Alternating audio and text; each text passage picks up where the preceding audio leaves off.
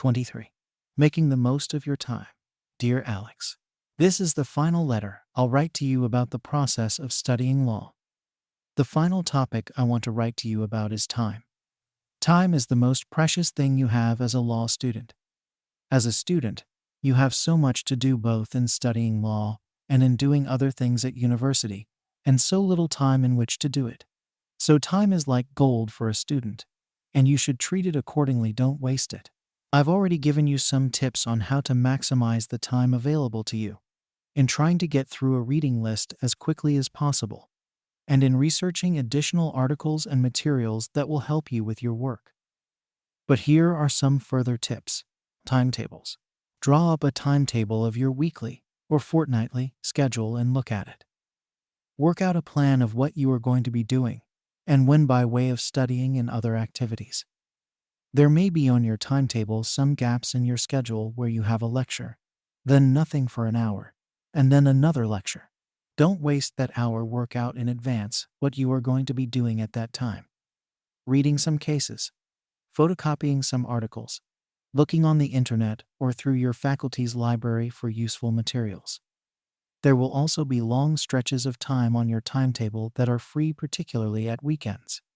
Again, decide in advance how you are going to use that time, so when that time comes round, you will know exactly what you are supposed to be doing and get on with it. Of course, if something else comes up that you have to attend to, then do that, but the important thing is not to drift and to waste time thinking, what shall I do now? Checklists. Make a checklist at the start of the day of your objectives for that day. Doing this has a number of benefits.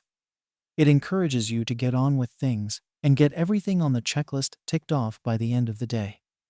Getting through your checklist will give you a sense of satisfaction and allow you to get to sleep without worrying about your work. And if you find yourself regularly not being able to get through everything on your daily checklist, that will force you to think, are your plans for the day too ambitious? Or are you unable to get through your checklist because you are wasting too much time? Tablets. When I was a student 1988-1992, it was unusual for a student to have a personal computer. Nowadays it's standard. I wonder if the same thing will happen soon with tablet computers, that it will be standard for students to carry around a tablet with them, as well as having a desktop computer back in their room. I recently bought a Kindle Fire and find it invaluable for making the most of my time. I load it up with PDFs of articles I have to read, and when I have a spare moment, such as when I am traveling, I get my Kindle out and start reading. You can do the same thing on an iPad. So if you have the money, think about investing in a tablet computer so that you are carrying around a library with you that you can look at when you have an odd hour or half hour free between commitments. Work avoidance. I am the world's #1 champion work avoider. If there is something I have to do, I will do anything to avoid having to knuckle down and get on with it.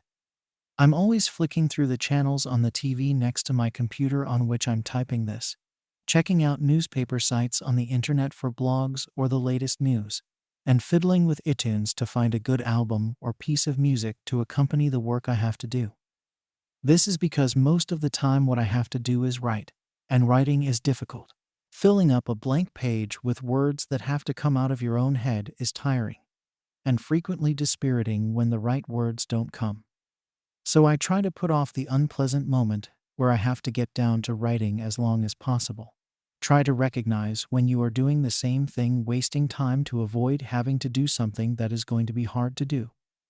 Recognize what is happening and pull yourself out of it.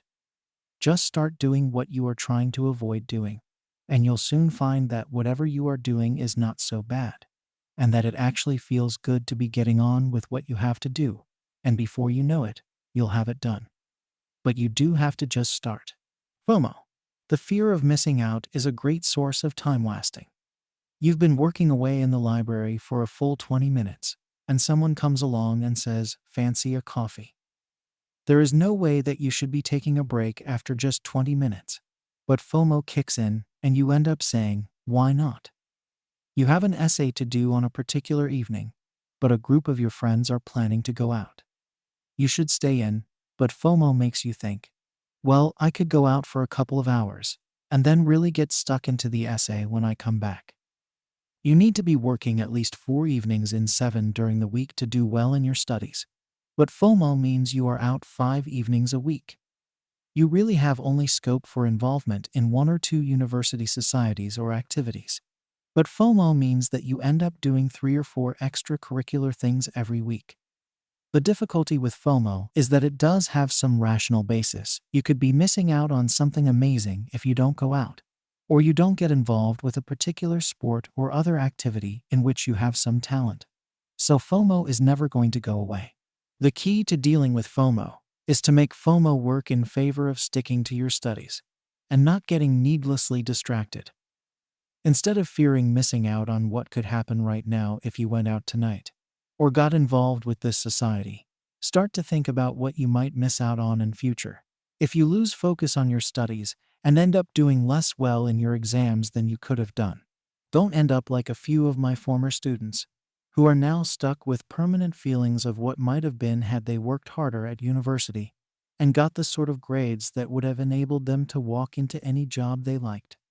So cultivate long-term FOMO to counteract any short-term FOMO that might encourage you to fritter away your time at university on doing virtually anything other than studying law. Holidays.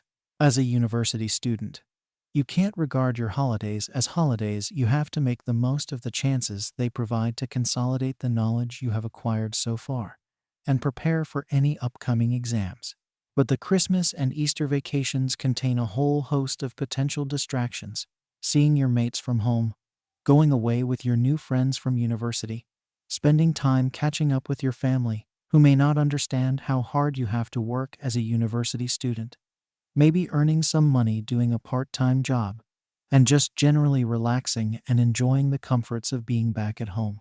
The best way of dealing with any pressures you might feel during your holidays to take time off from your studies is to have a plan.